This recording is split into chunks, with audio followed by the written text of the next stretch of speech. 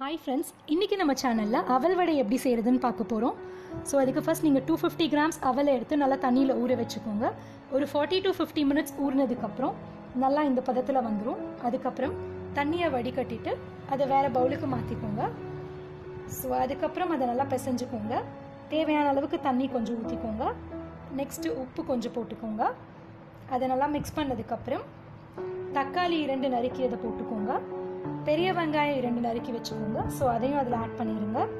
அப்புறம் கறிவேப்பிலை கொஞ்சம், அப்புறம் பச்சை மிளகா நான் இங்கே 1 போட்டிருக்கேன். உங்களுக்கு காரத்துக்கு ஏற்ற மாதிரி ஜாஸ்தி போட்டுக்கலாம். நெக்ஸ்ட் ஜீரகம், 1 டீஸ்பூன் மஞ்சத்தூள், 1 டீஸ்பூன் மல்லித்தூள், கொஞ்சம் சில்லி பவுடர், கரம் மசாலா கொஞ்சம், அரிசி மாவு 2 ஸ்பூன் போட்டிருக்கேன். ஸோ இது எல்லாமே போட்டு நல்லா மிக்ஸ் பண்ணிக்கோங்க. மிக்ஸ் பண்ணதுக்கப்புறம் ரவை கொஞ்சம் போட்டுக்கோங்க. அது நல்லா முறுமுறுப்புக்காக போடுறோம். நெக்ஸ்ட் இஞ்சி பூண்டு பேஸ்ட், கொத்தமல்லி எல்லாத்தையுமே போட்டு நல்லா மிக்ஸ் பண்ணிக்கோங்க. இந்த பதத்தில் வந்திருக்கான்னு செக் பண்ணிக்கோங்க. வந்ததுக்கப்புறம் அந்த பவுலை வச்சுட்டு இன்னொரு பவுலில் நல்லா மைதா கொஞ்சோண்டு எடுத்துட்டு அதில் வாட்டர் நல்லா மிக்ஸ் பண்ணி நல்லா பேஸ்ட் ஆகிற அளவுக்கு நல்லா மிக்ஸ் பண்ணிக்கோங்க. ஸோ பேஸ்ட்டாக வந்திருக்கான்னு செக் பண்ணிக்கோங்க. ஸோ நெக்ஸ்ட் அதே டைமில் இந்த பவுலில் கொஞ்சம் ஆயில் எடுத்து ஆட் பண்ணிக்கோங்க. ஆட் பண்ணி நல்லா மிக்ஸ் பண்ணிடுங்க. சேம் டைம் நீங்கள் தோசை கல் ஹீட் பண்ணி ஆயில் ஹீட் ஆகிட்டு இருக்கும்போது ஹீட் ஆகிட்டு இருக்கும்போது வடை நல்லா தட்டிக்கோங்க.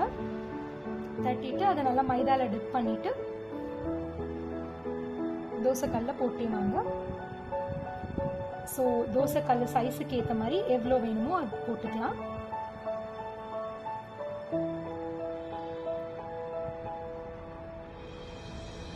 ஸோ இதனால டிஃப்ரெண்ட் டிஷ்ஷாகவும் இருக்கும். ஸ்நாக்ஸ் டைமில் உங்களுக்கு நல்லா டேஸ்ட்டாகவும் இருக்கும். அப்புறம் பேனில் செய்யாமல் இதில் செய்கிறனால உங்களுக்கு நல்லா ஹெல்த்தியாகவும் இருக்கும், ஆயில் கம்மியாகவும் இருக்கும். ஸோ அவல் வடை ரெடி ஆயிடுச்சு. கிறிஸ்பியாகவும் இருக்குது, டேஸ்டியாகவும் இருக்குது. உங்களுக்கு பிடிச்சிருந்தா எங்கள் சேனலை சப்ஸ்கிரைப் பண்ணுங்கள்.